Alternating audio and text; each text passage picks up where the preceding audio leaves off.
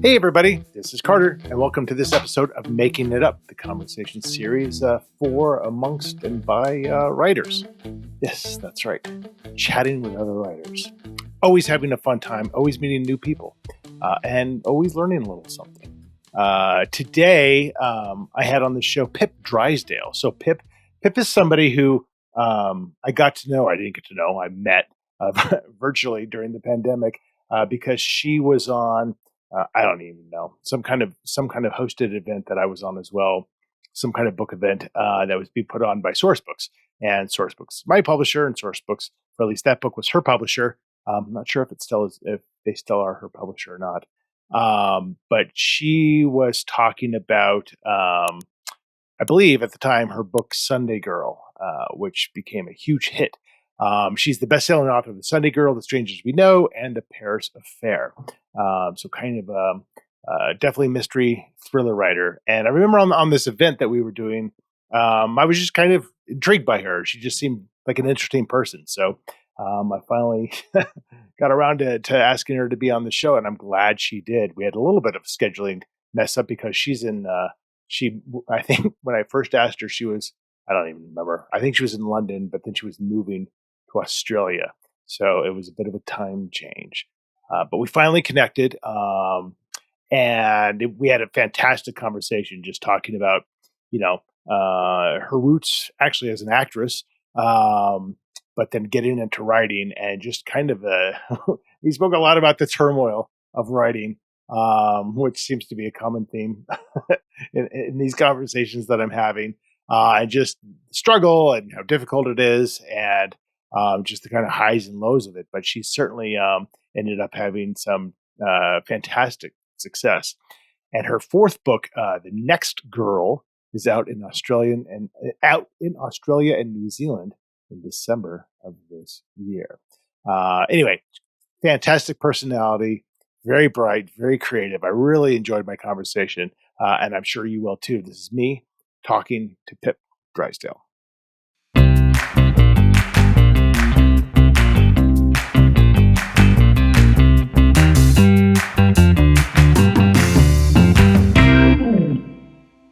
So I know we were emailing back and forth, and you said you moved to Sydney. So you're in Sydney now. Yeah, I moved here maybe 3 months ago in April. What was the? It's 2 months. Where were you before? I was in Perth, in WA for 2 years because they closed the borders, and you weren't allowed to go out. So yeah, I was there for 2 years. So are you from Australia then? Look, it's complicated. I was born, in Cape Town. Okay. And then we moved to Australia when I was 7. Then we moved back to Zimbabwe when I was 14, and then back to Australia. And then I was in New York, and then I was in London, and then I was in Australia. So sort of. What? Yeah, it's been. So as a kid then, what were your parents doing? Why were you moving all over the place? My dad was a spy. Which is why you're a thriller writer. Why I write the books I write.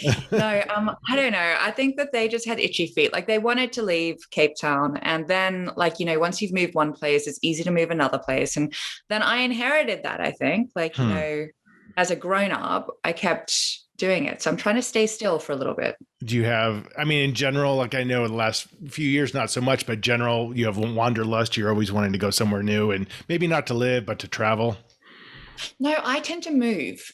You're just I'm done. I don't travel. Okay. I just literally pack my stuff and move.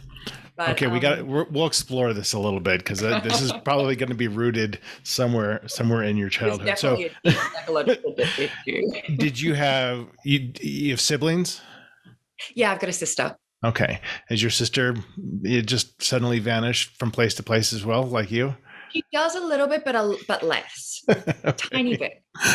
And so when you were growing up, and it's funny, a lot of some guests that I've talked to, I'm always interested in kind of when you were a kid, did you feel a spark of creativity? Were you a big reader?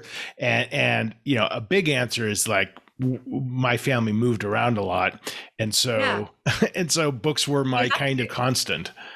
Yeah, that's exactly what it was for me. Okay. It's my imagination and making up stories and so kind of like just living in my imagination was my constant. I mean, aside from my immediate family, that was the one thing I had. Like even when I was really little, before I could write, I have this memory of like tape decks were still a thing. Yeah. Okay. And I would like have my pots and pans next to me and like a bucket of water. And I'd be like, and then Jack went for a swim.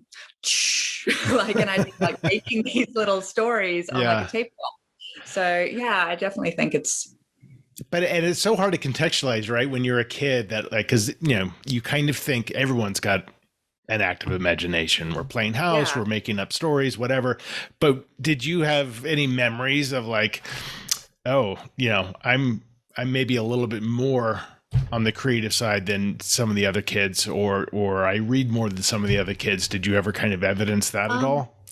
I was a big fan of like The Faraway Tree and anything with fairies, and also like Secret Seven and Famous Five. Like I loved those so much. But really my main clue was that I like literally all I wanted to do was play fairies and like pretend I was a fairy, and like nobody could play with me. I was like ahead of my time. Okay. I feel like if I was now a kid, everyone would be into being a fairy, but so that clued me in, but like that's interesting. So yeah, but you didn't grow up writing fairy tales. No, exactly. You went the much darker path. Like adult fairy tales that go very, very wrong. Exactly.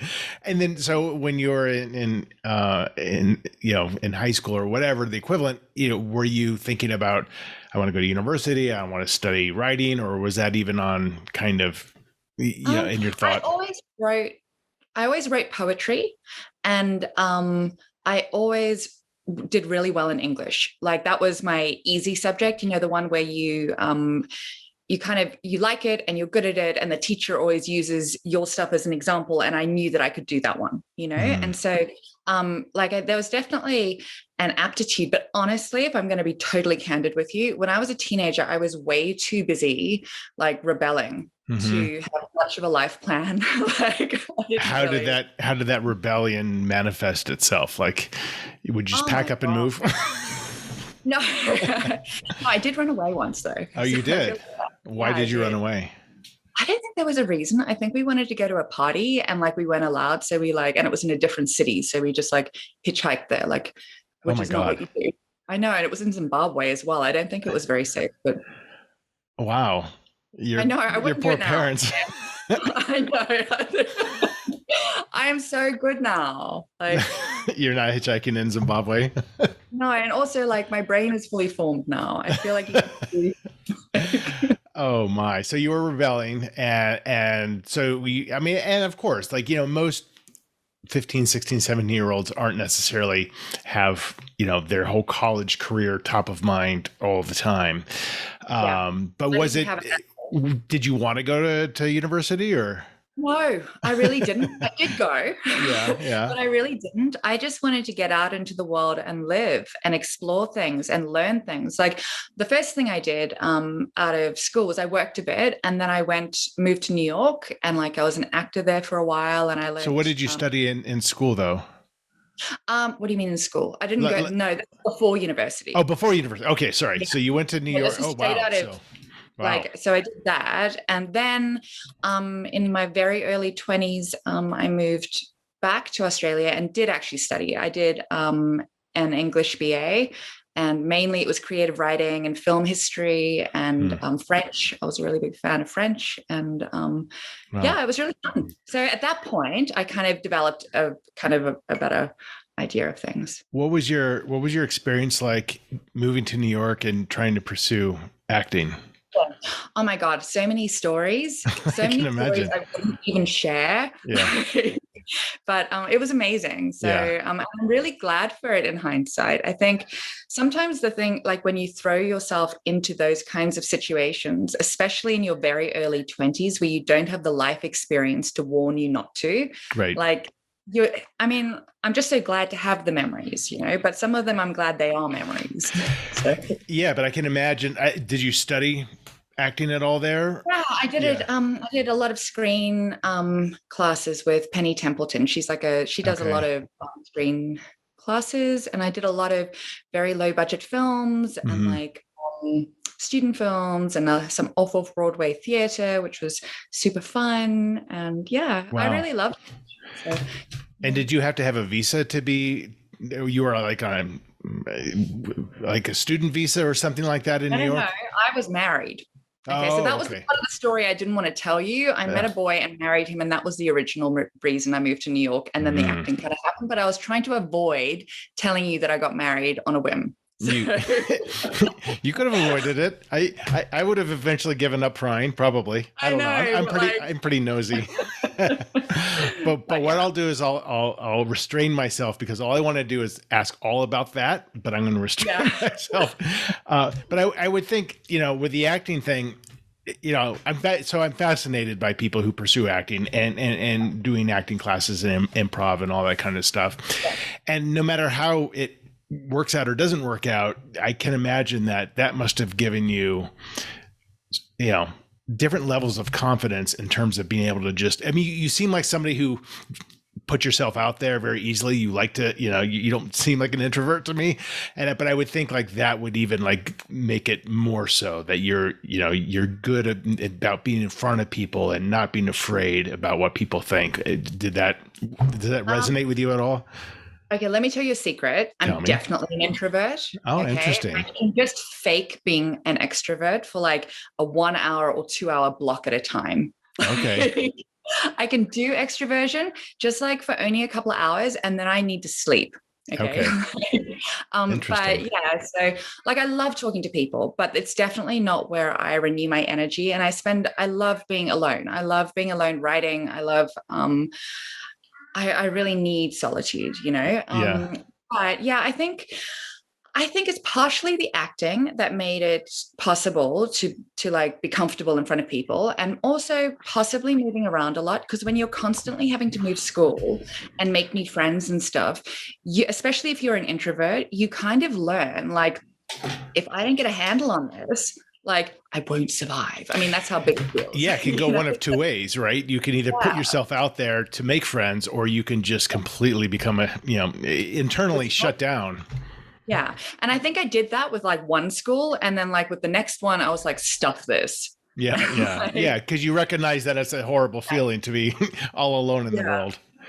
Wow. Yeah, and I'm pretty sure that's where the rebellion started. So when did the writing start for you, like in earnest?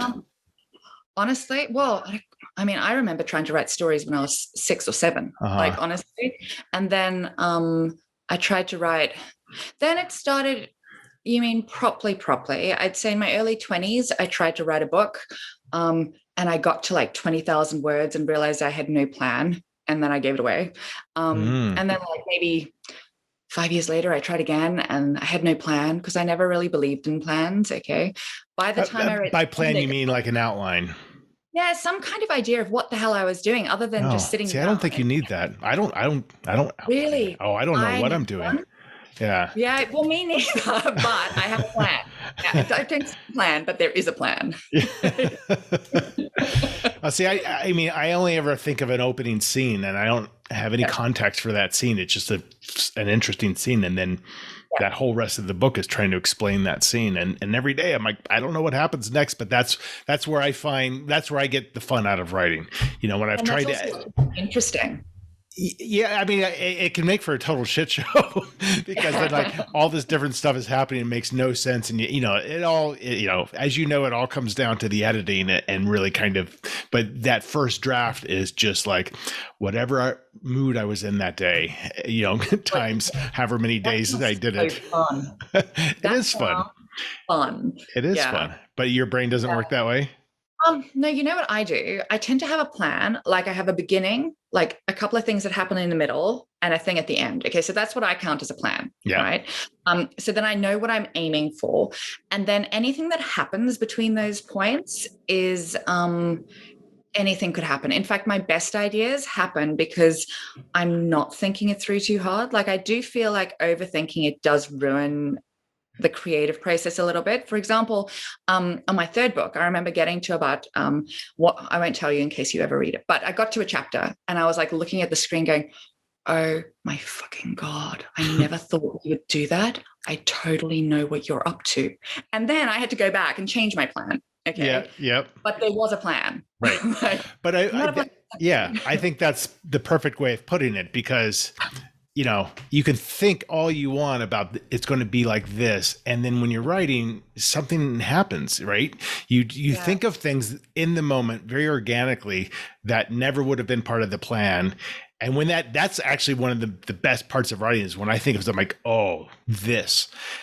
And even if I know it's going to change everything, I'm like, oh, and not only because I didn't see it coming, I don't think my readers will see it coming. Yeah. And that's such an exciting feeling. Yeah, it really is. I mean, that's like, because I mean, writing's not all easy, right? Like there's so many aspects. Right? It's mostly not easy. Mostly hard as hell, right? Yeah. And then like you have those moments and it makes it all worth it.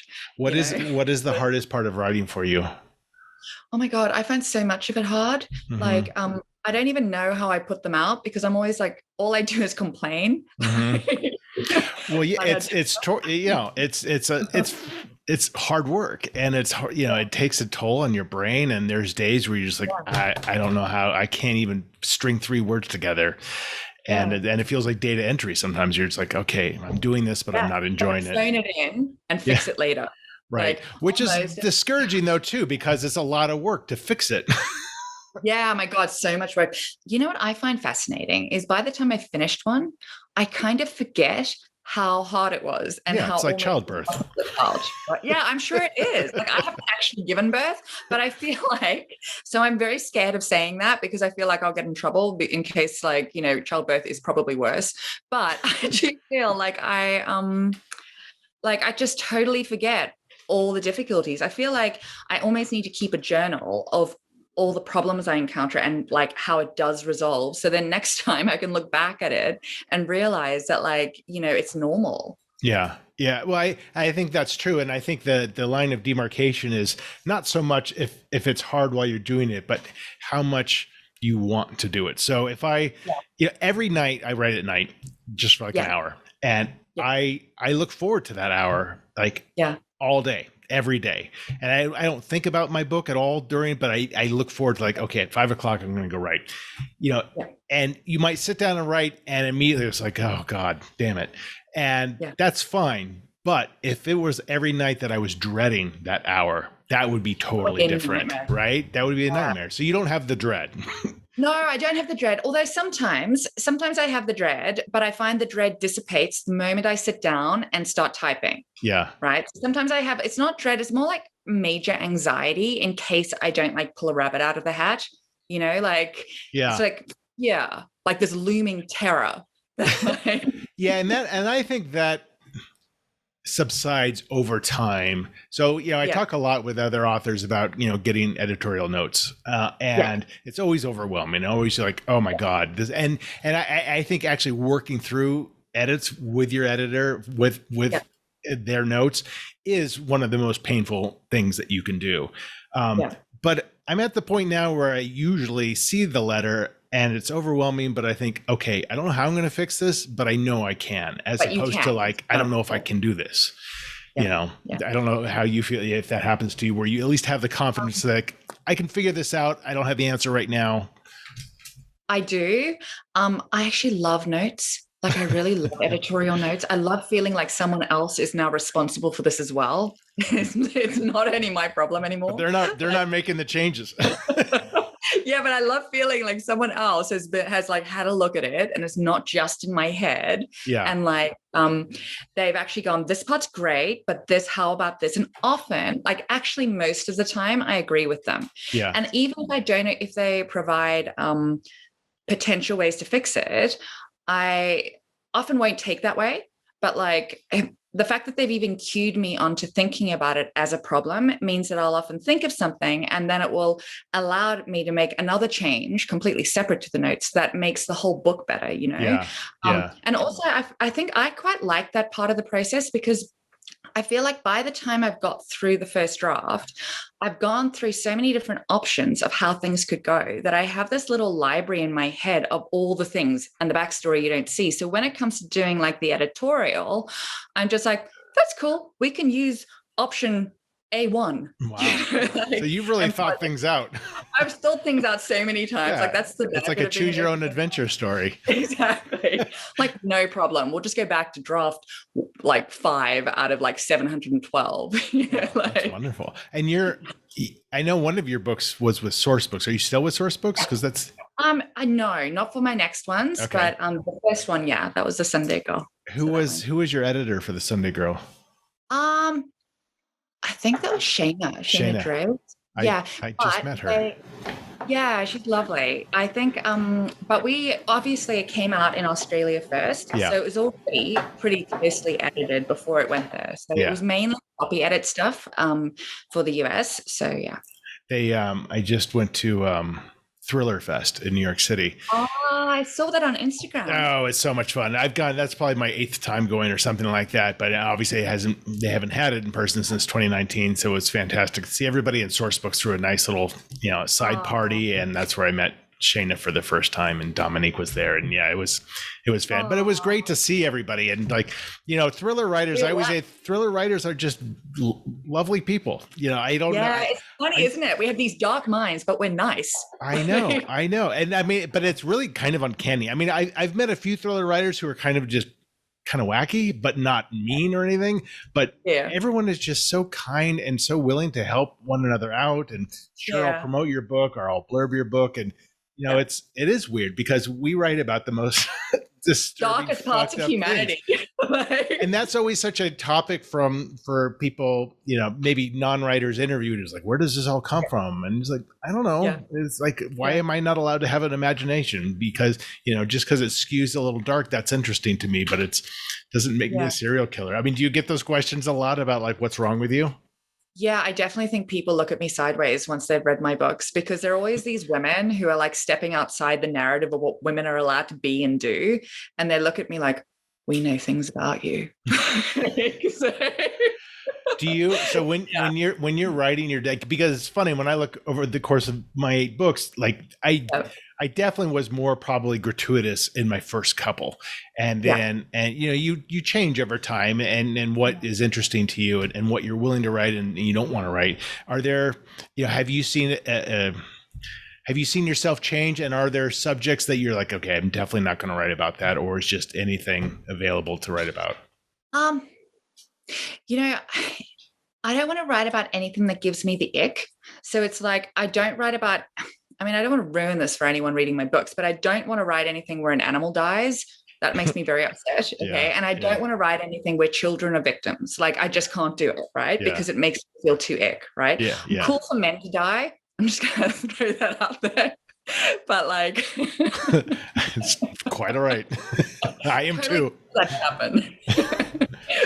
But it's funny. I think like, I laugh when you mentioned the animal thing, because I've talked about this ad nauseum, but I got a lot of problems from killing a dog that happened totally off screen. You don't even know who the dog is. And it's just a conversation between 2 cops saying, we found this dog. It had been killed with a knife. That was the extent of it. This really upsets me. But even so, that's oh man, Goodreads was like all traumatized by this. Yeah, and like animal torture and cruelty trigger. I'm like, nothing was tortured. It was 2 cops. But anyway, I kind of learned my lesson. That doesn't mean I'm necessarily not going to ever do it again. But it was interesting to see that. But I found that I can totally write stuff and have no problem with it. But if I were to read it in somebody else's book, it maybe is more problematic for me. I don't know why that is. Why? Yeah, I don't know why either, actually, because I'm the same. Like, I just try not to put anything in that makes my stomach turn, because mainly I'm going to have to reread it so many times. Yeah. The one thing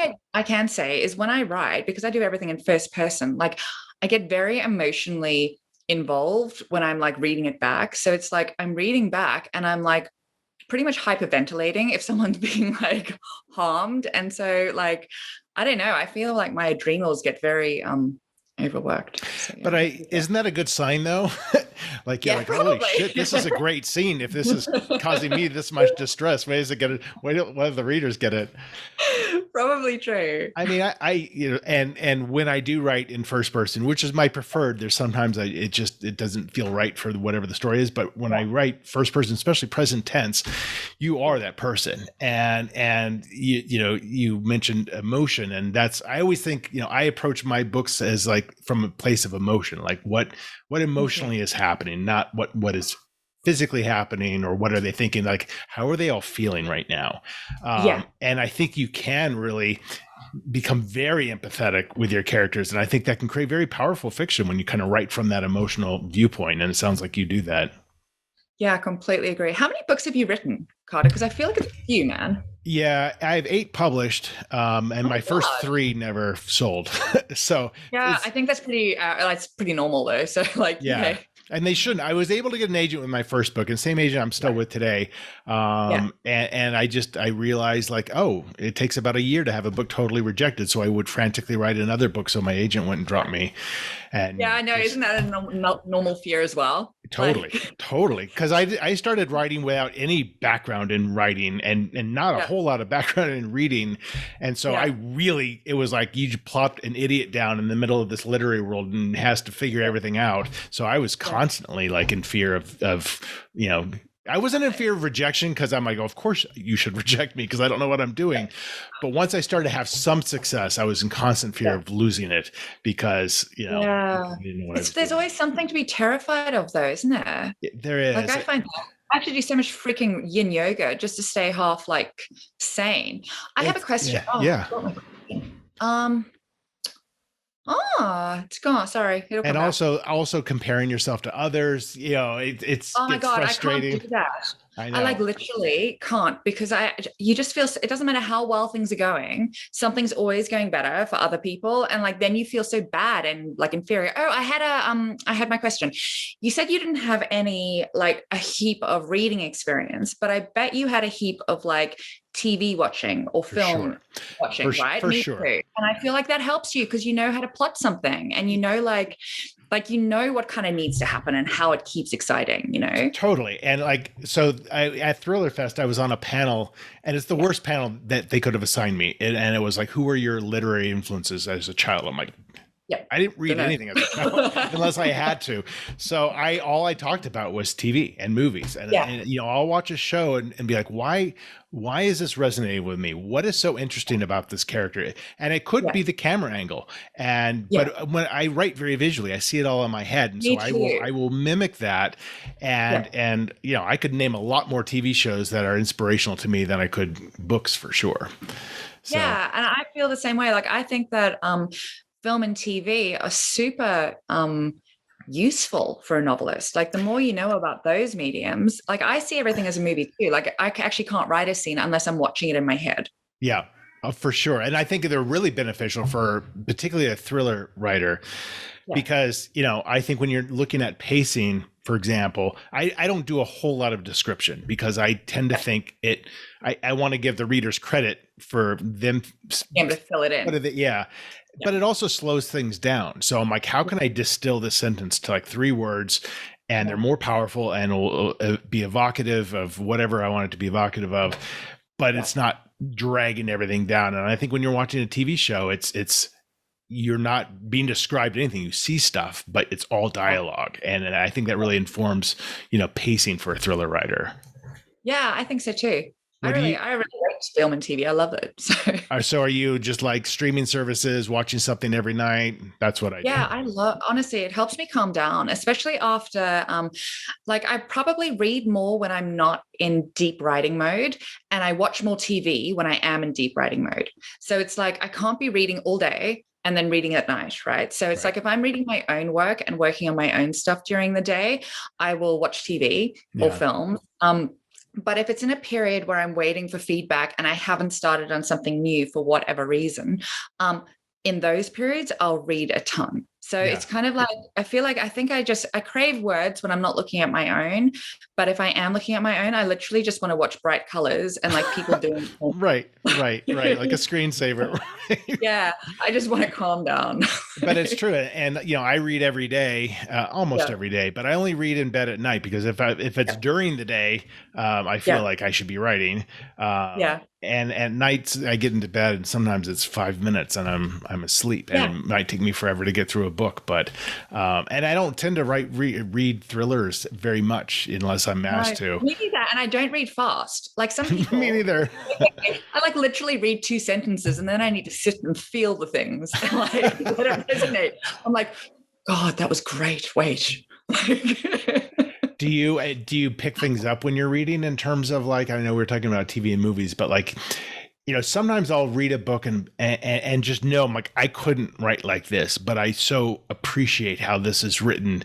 And then other books I'm like, oh, there's a style that like, I want to try that. I want to try these kind of sentences. So it's weird because I can get influenced and then I'll lose it. I don't know if you get influenced by books as well. Yeah, well, there are highlights through every book I own and like little lines on the side. I mean, like I should probably take notes so I can remember why I highlighted it. But I feel like when I look back on it, it'll probably like resonate with me the same way the second time, right? So, so anything that does that to me, I always highlight or mark. Yeah, and it would be hard to keep notes. I mean, at some point you just kind of feel like all this stuff is somehow going into my subconsciousness and it'll come out and help me when I need it to, hopefully.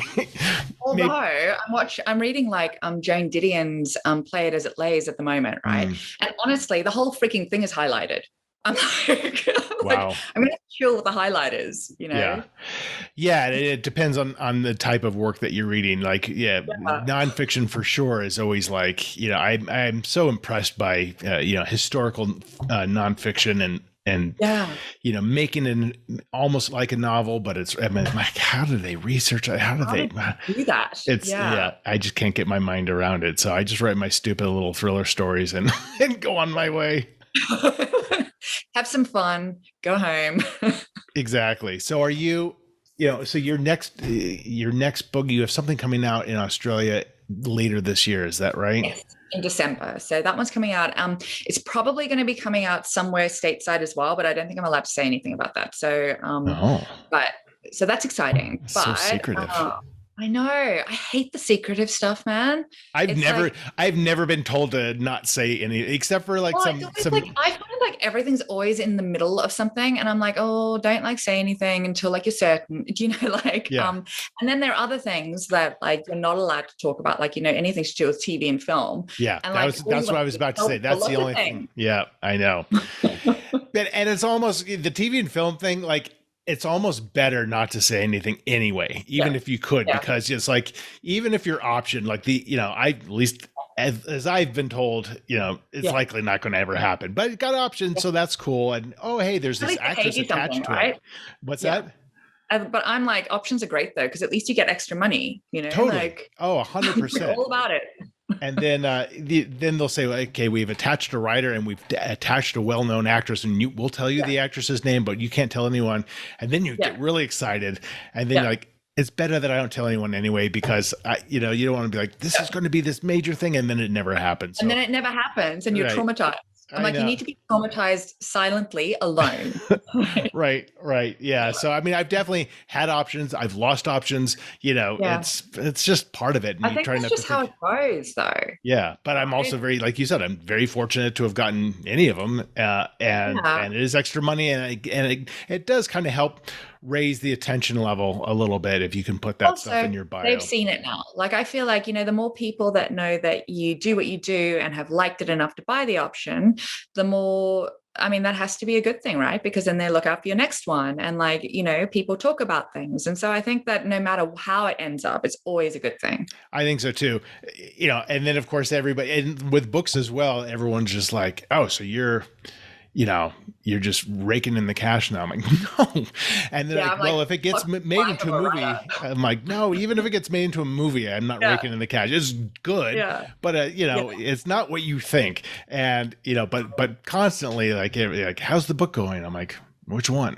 And they just think that that's your world. I'm like, no, I've got other work. I've got, I've got to pay the bills and stuff like that. It's a struggle. The writing is a struggle, man. but it's something I can do hopefully for the rest of my life. And you can't say that about a lot of different professions. So, and it's also something I think you probably get better at the longer you do it. Totally. Because you have like this library in your head of all the things that you've done and tried that didn't work, and this different way of seeing the world. And I think what's really interesting as well about writers is that you're going to write very different stories each like year to the next. I mean, I'm a different person one year to the next. So then the character that I'm interested in writing is different, right? So think about like take your time. I think you're right. And I think if you have, which you seem to have in spades, a well of empathy, just a natural well of empathy, that will always assist your writing in a tremendous way. But what you're actually writing about totally changes. Like, when my kids were little, I was in a totally different emotional place in my writing, and I would have a lot more kind of kids in the stories. And you just totally change. They're in your world. Totally. And the other thing that changes is you just physically get better at the act of writing, like whether the words are better or not. Just if I know what the scene is going to be now, it's easy for me to write the scene. When I first started, making one sentence was like war. God, yeah. Really difficult. It's so good to see like progress, right? Like when it's really obvious to you. It's like working out, you after years of doing it, if you do it frequently, you'll get stronger and you'll be able to lift heavier weights, or you'll be able to run faster. It's just how it is. And that's how it is with writing. So it's been it is nice to see that. And I think you're right there. I think you do like use whatever, like I use whatever's thrown at me, whatever life throws at me somehow ends up in my book, like not in my context, but in someone else's context. It's really interesting. That is interesting. I don't know if I do that so much. Do you also like, a question I'm sure we all get is like, when you're at a coffee shop, are you looking at somebody and thinking, oh, that would be a good character, and then bringing them into your story? I never do that. Me neither. I have like zero attention to detail. Okay. I went over to a friend's house the other night and he's like, so how do you like the new door? And I was like, what new door? And he goes, they've replaced my door and it's not even painted and it has like all this stuff over it. And I'm like, didn't even notice. Like zero attention to detail. But your focus is that's probably not true. You probably are hyper focused on other things. Specific detail. Yeah, exactly. And also the thing is that I'm really hyper focused on detail that I need. Like any emotional based detail, I'm hyper focused on. And also if I've written a scene and I'm trying to kind of fill it out with important detail, I'll kind of then try to visualize it and look at things, and then my detail focus comes up. But in my everyday life, no, like literally there could be a serial killer living next door and I would not know.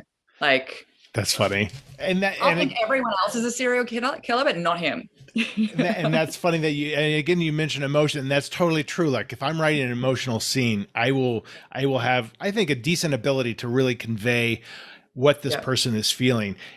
Yeah. On the other hand, if I'm writing, like I'm writing this scene about this house and this guy's big backyard, and in most books there'd be a great description. They'd name the types of shrubs and all the trees, and I'm like, I don't know how to do that. Like I don't know what the hell shrubs are called. Like I don't know their names. Like, and that's so hard for me to like describe that. Yeah, me too. It was green. Yeah, totally. Like big green, and like okay. Green tree. Oh, I'm the worst. And so we're going to wrap up, but we're going to do a quick storytelling first. This is the fun part of the show. I have three. That sounds really scary. I'm just going to throw that out there, but okay. From the former actress who probably did lots of scary classes. I have 3 books here. You're going to choose one of them, and we're going to pick a random page and a random sentence, and then I'll read that sentence, and then you go for a couple sentences, then I'll go for a couple sentences, and just for a few minutes. So I have random books. So Greg Isles, Cemetery Road. Okay. I don't even remember where I got this one from. The Story of My Assassins by Taryn Tejpal. Okay. And Before She Was Helen by Caroline Cooney. Oh, fuck, I don't know, hey? I'm kind of into assassins though, so let's go with the assassins one. Okay, the assassins ones, and I don't even think I've read this. I don't think the spine's been cracked. I'm ashamed to say. So give me a page between 1 and 500. 247. Okay. And then a sentence between like 1 and 10. 7. Okay. This is actually kind of weird because there's a lot of just gibberish words here. Oh crap! You choose a different one. I'm gonna choose it. This is a really bizarre page for some reason. Oh no! Pick a different page. Just literally flip it. Okay. Okay. These are all really weird. All right, hang on. I don't normally do this, but I don't want this to be a complete mess. Disaster. Why don't we pick the other one, the Caroline one? Okay. And I'm just going to open it. Yeah, just pick a random sentence. Okay, so very basic sentence. Yay. She was well aware that she was going way overboard. But sometimes that's what's necessary. Sometimes in this world, you have to go overboard. It's the only way to make things right. Of course, it wasn't right in the eyes of the law, but she would worry about that later. She looked down where her husband lay, blood pooling from underneath his chest. Overboard, she muttered to herself. Fucking overboard. That is literally the only way I can fix this. I know we have a boat down on the dock. I know I have to get him there. I just don't know how I'm going to do that. She had read so many books all her life, and now she felt like she was living one. And what the thrillers that she read never explained were the actual steps of disposing a body, particularly a body that you weren't strong enough to carry yourself. She looked down at it again, gave him a little kick in the side just to make sure he wasn't moving, and figured out what to do next. He must weigh at least 200 pounds, she thought. But I feel like there's a wheelbarrow in the garden. I feel like that is my only way. And so she ran out to the back garden, got the wheelbarrow, brought it back inside, and pulled him onto the wheelbarrow. Then she pushed him out the back door, looked around, made sure no one was looking. Thankfully, it was nighttime. Nobody could see. And after that, she made her way down to the dock.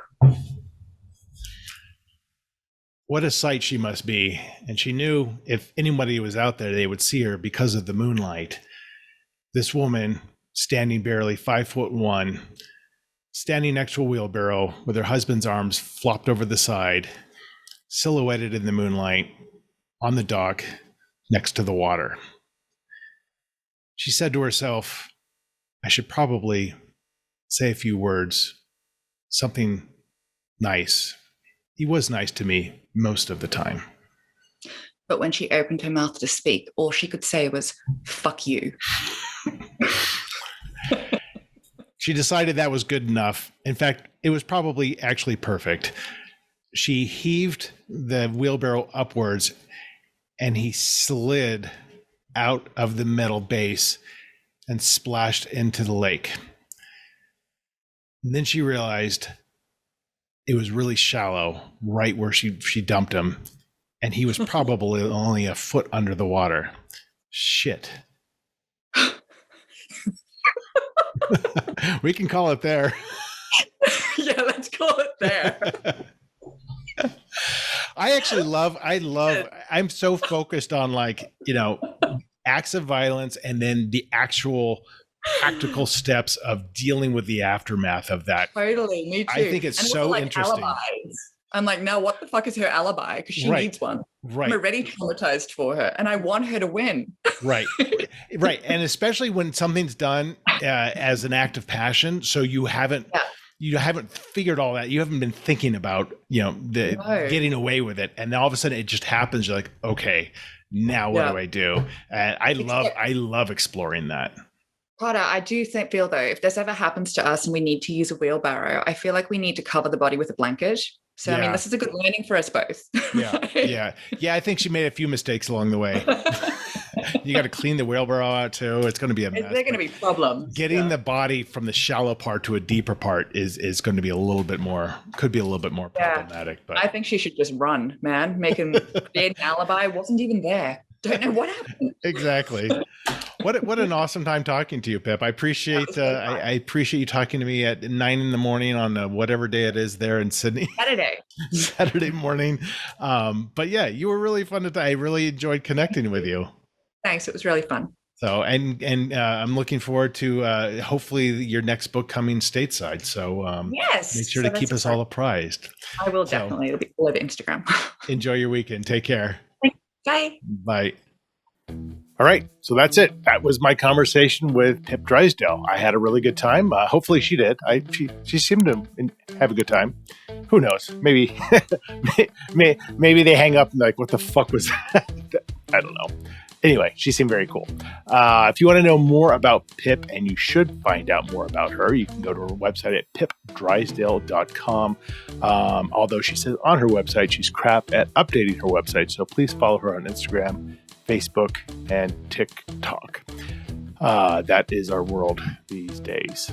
And if you want to find out more about me, just go to my website, carterwilson.com, and I will mention I am going to be making an appearance at BoucherCon World Mystery Convention coming up in September. I'll be hosting a panel on writing domestic thrillers, so I'm super excited about that. That's it for now. I hope you enjoyed the episode. More episodes will be dropping soon. In the meantime, thanks for watching and or listening. Take care.